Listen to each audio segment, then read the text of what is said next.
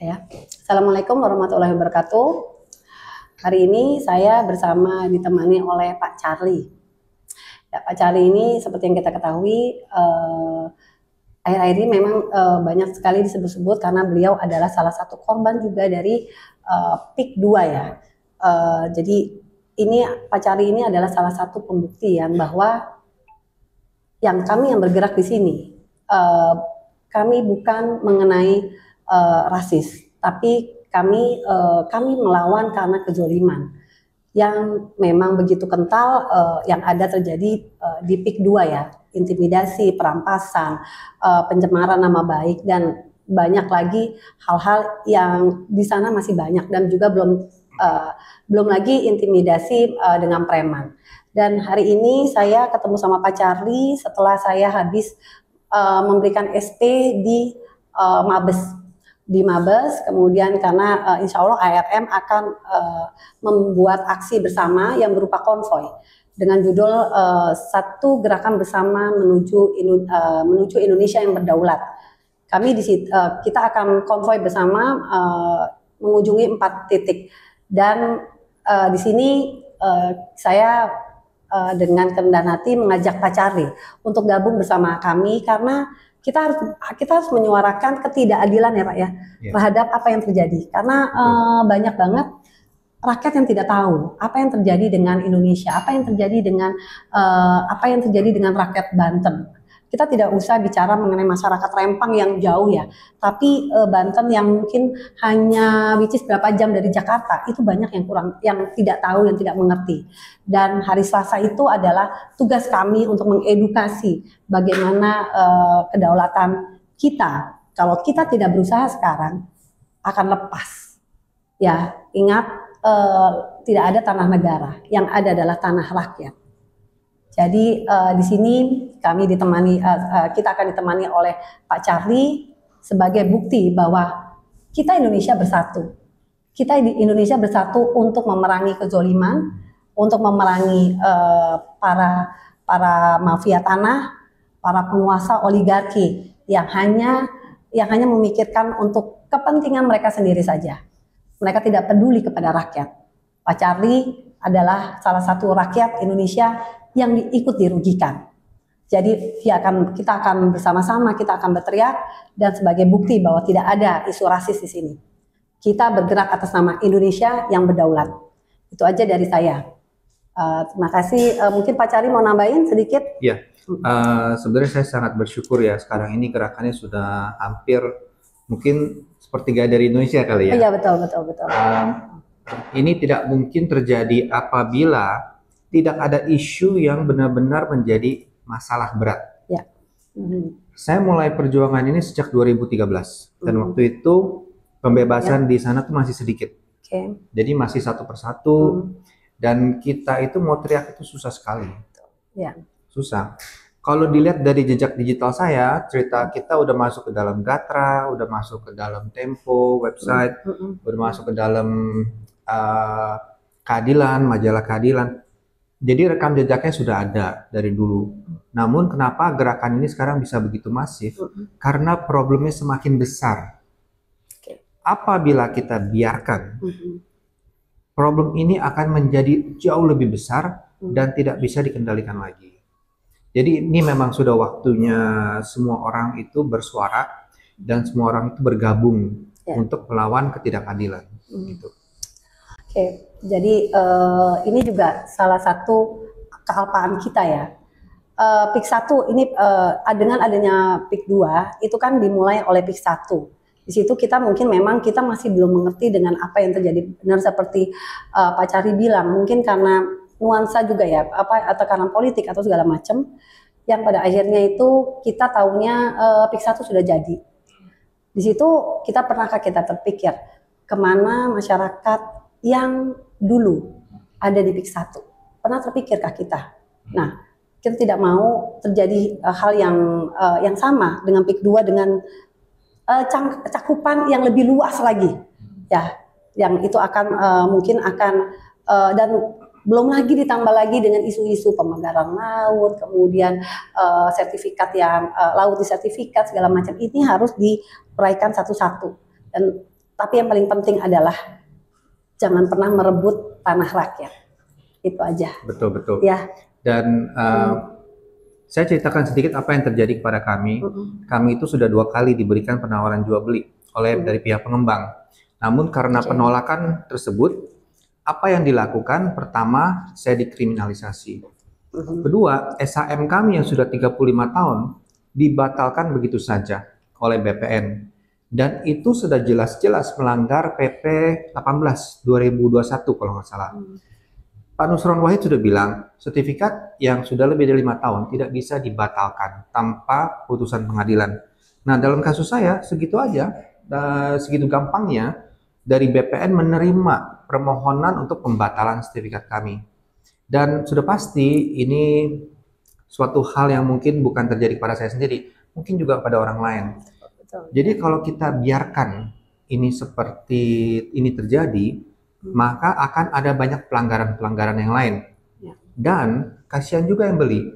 Yang beli nanti akan menjadi apa ya? Ada konflik di masa depan, ya kan? Pertama, konflik masalah hukum. Oke, saya ditangkap, saya suruh tanda tangan untuk tidak menggugat dan melapor, dan juga untuk tidak menuntut ganti rugi. Itu sudah oke, saya udah oke, itu nggak masalah. Tapi nggak ada salahnya dong saya menceritakan kejadian saya, apa yang terjadi sebenarnya. Kenapa? Biarpun saya tidak bisa mengambil upaya hukum, tapi tetap saya bisa menceritakan dan saya bisa membantu, ya kan? Namun itu pun dipermasalahkan. Jadi tanah sudah dirampas, hak sudah dirampas, kebebasan saya dirampas, hak untuk berbicara juga mau dirampas. Kita tidak bisa biarkan ini terjadi. Jadi setelah saya berbicara, pihak dari pengembang Mu'annas Al-Aidid mengajukan pra peradilan sehingga kasus saya dibuka kembali. Bayangkan, segitu gampangnya membuka kasus orang, segitu gampangnya menjadikan orang sebagai tersangka, segitu gampangnya melepas orang dari tuntutan pidana dengan kondisi tidak akan menuntut hak dan tidak akan menggugat. Jadi saya rasa ini sudah waktunya untuk perubahan, dan saya rasa sekarang ini suatu momen yang tepat untuk kita semua bergerak untuk menuju keadilan yang lebih adil untuk semua ya. Itu aja sih. Dan saya terima kasih juga dengan tim-tim dari RRM ya, dan juga dari teman-teman yang lain untuk perjuangan ini.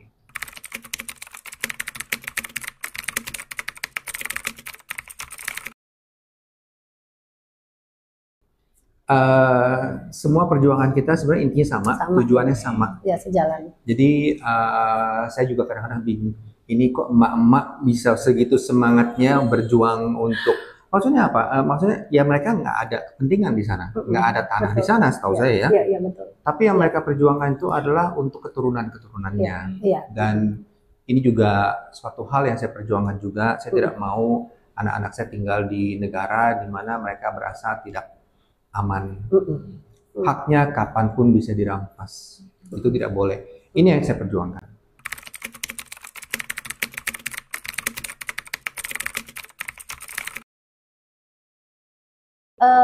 Terus terang pada saat pertama kali saya ketemu sama Pak Charlie itu salut karena tidak mudah orang seperti Pak Charlie ini ya, dan menceritakan apa yang terjadi, karena saya yakin tekanannya pasti akan lebih besar daripada kita.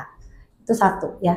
Kemudian tapi saya lihat beliau itu memang tidak main-main ya. Dia cerita sama saya sampai ada sedikit pencemaran nama baik ya.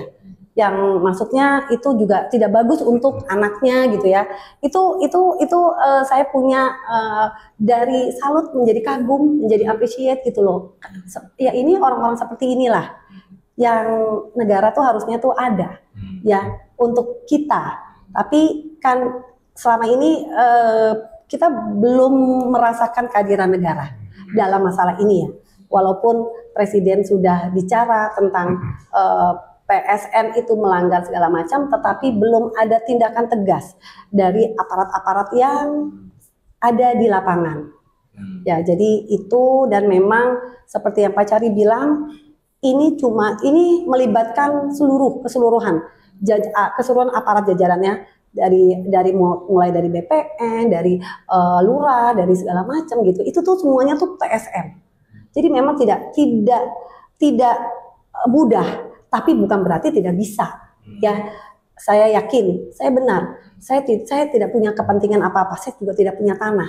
Tapi kalau tanahnya Pak Charlie bisa diambil begitu aja, tidak memungkinkan nanti suatu hari nanti kalau kita diam, tanah saya, tanah Bapak, tanah siapa aja bisa diambil atas nama kepentingan negara. Padahal yang kita tahu itu hanya untuk kepentingan kelompok. Nah, di situ yang harusnya kita rakyat itu marah. Ingat loh, negara tidak ada tanpa rakyat, ya.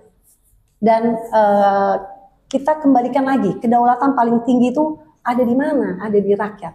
Hanya rakyat yang belum paham. Disitulah tugas kita untuk mengedukasi. Kita yang mengerti ini, tugas kita mengedukasi mereka-mereka agar jangan sampai terjadi hal yang sama kepada mereka. Dan sedikitnya mereka tuh sedikit aware ya, itu aja.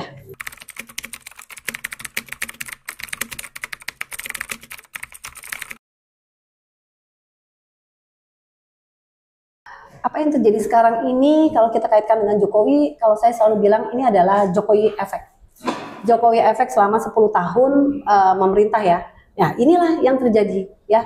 Karena kasus-kasus PSN segala macam itu kan ditandatangani di Jokowi ya. Kita sekarang susah Jokowi karena uang banyak kesedot di IKN segala macam. Ini fakta. Ini fakta ya. Bukan karena saya tidak suka sama beliau, tapi ini adalah fakta. Jadi kenapa PSN memang harus diberhentikan, PIK 2 memang harus diberhentikan. Kan sudah jelas melanggar segala macam tata aturan ya. Yang ada itu dilanggar semua. Tidak mungkin penguasa oligarki itu bisa melanggar kalau tidak di-backing oleh pemerintah. Itu ya. Nah, siapa pemerintahnya pada saat itu?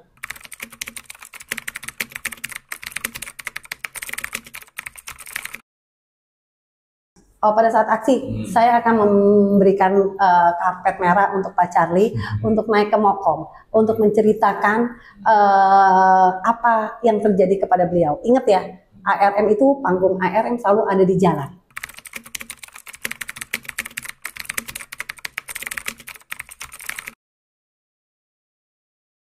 Oke, titik pertama itu adalah di Mabes, ya, Mabes.